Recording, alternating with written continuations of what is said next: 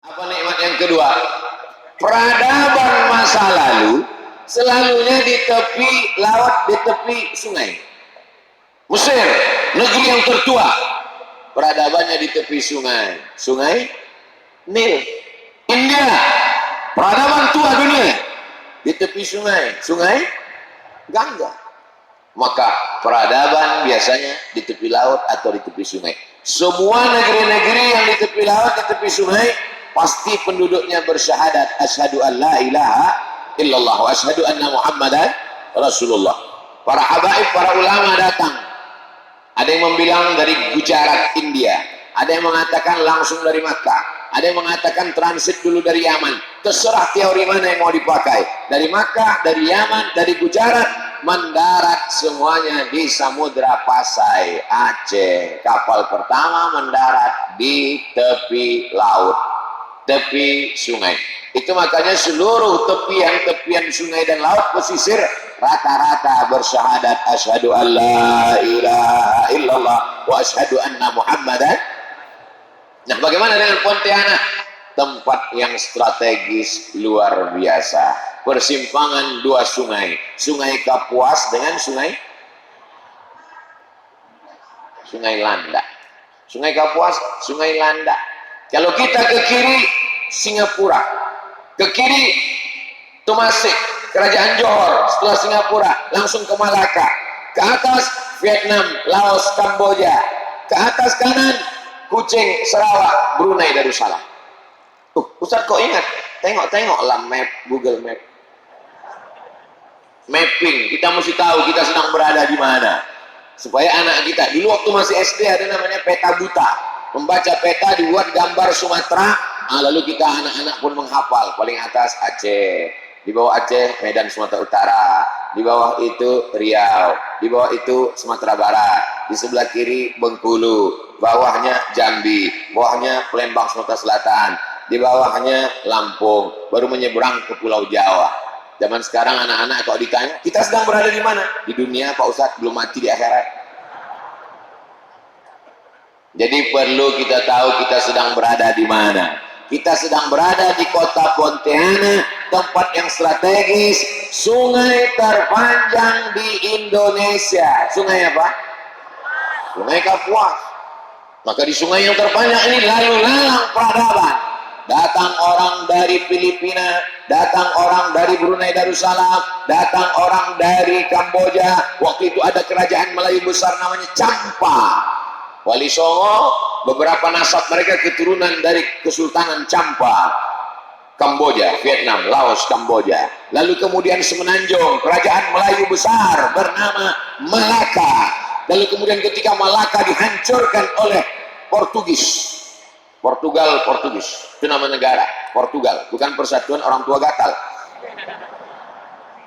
Lalu kemudian hancur Malaka, lalu kemudian makanya tidak ada lagi sekarang Sultan Malaka karena kesultanannya hancur.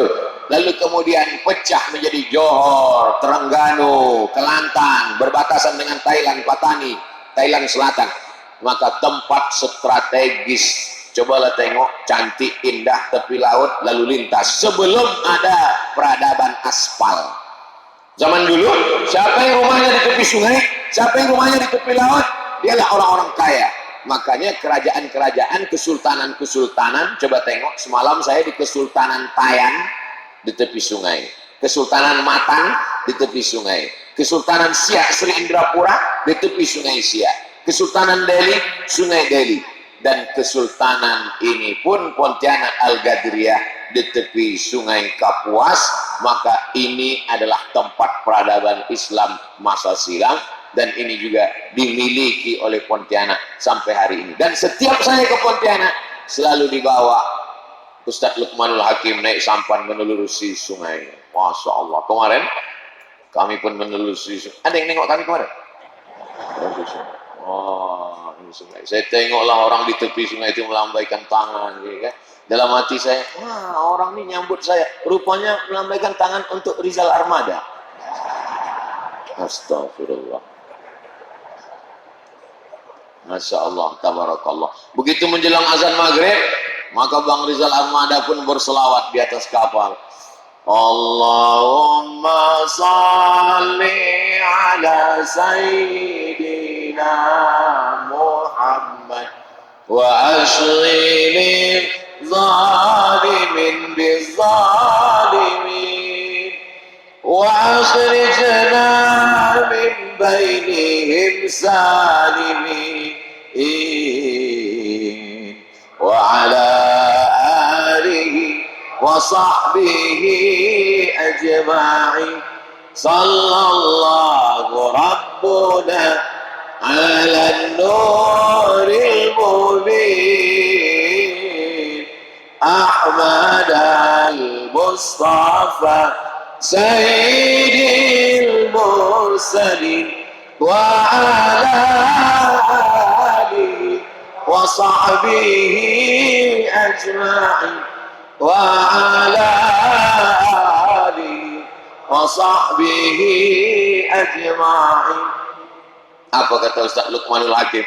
Belum ada orang naik sampan nih berkeliling dengan selawat menggelegar macam ini Ustaz. Datang pula Ustaz Habib Muhammad bin Anis kemarin bersama kami dari Malang. Apa kata Habib Muhammad bin Anis? Nampaknya ikan-ikan banyak yang hijrah. Kuntilanak-kuntilanak yang berkeliaran langsung tobat nasuha. Begitu mendengar berselawat Bang Rizal Armada. Masya Allah, tabarakallah. Mudah-mudahan makin banyak artis-artis tobat insya Allah. Ganteng, suara bagus, pandai berselawat. Tak ada lagi kekurangannya. Sudahlah tak ganteng. Suara macam kambing ditarik. Berselawat tak pernah. Hidup pula. Ilaha illallah. Cocoknya diikat, campakkan ke Sungai Kapuas. Untuk makanan ikan toman. Alhamdulillah, tabarakallah. Kebersamaan kita, Masya Allah. Setiap saya datang, dibawa naik sampan. Kemarin ke Teluk Pak Kedai. Sampai ke sana, basah badan sebelah. Dalam hati saya kok tahu begini, duduk di tengah lah kita. Masya Allah. Begitu pulang dari Teluk Pak Kedai, tengok muka hitam. Apa kata Ustaz Salim Afillah? Dibukanya pecinya gini. Nah, nampak kata dia. Yang atas putih, yang ini hitam kata dia. Selesai itu balik saya ke kaca, saya buka. Tak ada berubah. Rupanya sebelum naik pun udah hitam duluan. Masya Allah, tabarakallah. Sampai ke sana, ziarah kami ke makam ulama bernama Tuan Guru Syekh Ismail Mundu bin Daeng Abdul Karim. Masya Allah, tabarakallah. Juga di tepi sungai. Setiap ada sungai, ada masjid, ada peradaban. Di tepi laut, ada pantai, ada peradaban. Sampai-sampai saya ke Papua, turun naik pesawat di Sorong, dibawa ke Raja Ampat, dibawa ke Fak-Fak, dibawa ke Kaimana. Ternyata Raja Ampat itu semuanya Papua Barat, pesisir adalah La ilaha illallah Muhammadur Rasulullah. Kalimantan kalau kita lihat bagian keliling pesisirnya ini semuanya bersyahadat. Bawah Kalimantan Barat Syekh Muhammad Arsyad Al-Banjari. Kalimantan Timur mayoritas. Kalimantan Selatan Muhammad Arsyad Al-Banjari. Kalimantan Barat Pontianak para habaib. Naik sampai ke atas Brunei Darussalam. Keliling. Tapi ketika sudah sampai ke tengah, dakwah tak sampai ke gunung-gunung. Karena ketika itu para ulama datang, Pulau Jawa juga begitu. Demak, Semarang, Surabaya, keliling. Tapi kalau sudah sampai ke tengah, tak sampai dakwah.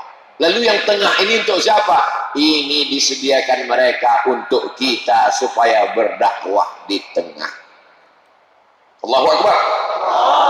Sengaja disisakan mereka. Mereka bukan tak sanggup, mereka bukan tak mampu. Mereka adalah para dai-dai, para alim ulama.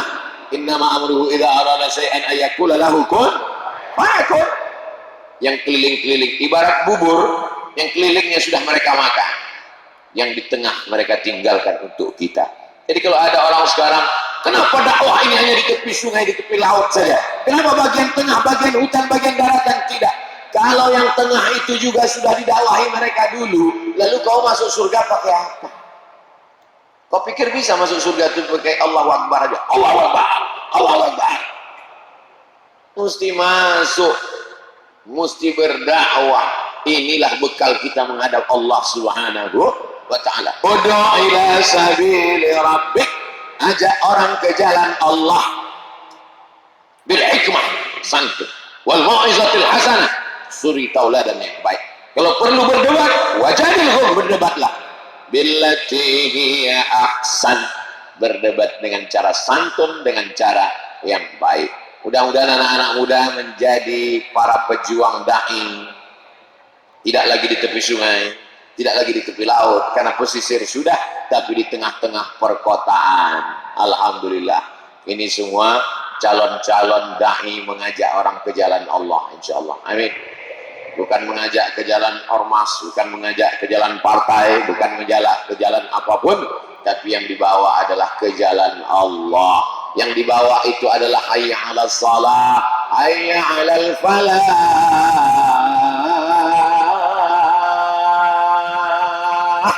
menuju kemenangan. Ketika kita dibawa menuju kemenangan dengan tenaga, dan kalau sudah berhasil kita tidak sombong, tidak angkuh, kita jawab dengan la haula wala quwata, la haula wala quwata illa billah, itu setelah hayya 'alal falah. Ketika orang mengatakan hebat Masjid Al-Mujahidin di Pontianak, besar, megah, cantik, luar biasa, la haula wala quwata. Begitu. Waktu kemarin pengajian subuh di Masjid Al-Mujahidin Pontianak, ramai melimpah ruah. La haula wala quwata illa billah. Jangan angkuh kesombongan. Kemarin ramai di Pontianak itu Ustaz Somad. Iyalah, siapa? Besar Masjid Al-Mujahidin itu Pak Ustaz. Saya lembangnya. Pada masa saya lah itu. La haula wala. Setelah jadi. Jangan tak ada apa-apa, masjid tak ada, musola tak ada, surau pun tak ada. Kenapa di sini tak ada musola, tak ada masjid?